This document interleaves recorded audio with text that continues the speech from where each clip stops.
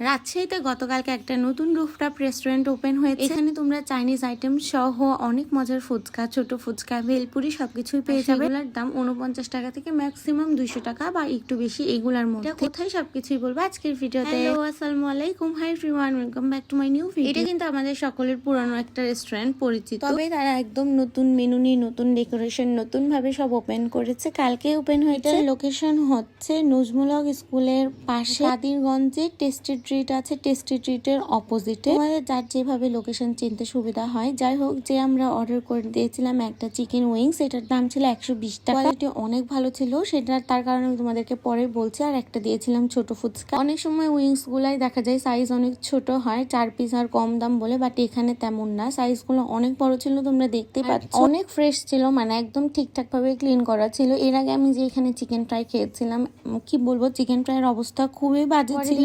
এখানে অনেক সুন্দর করে ক্লিন করা, আর ভেতর অনেক জুসি ছিল।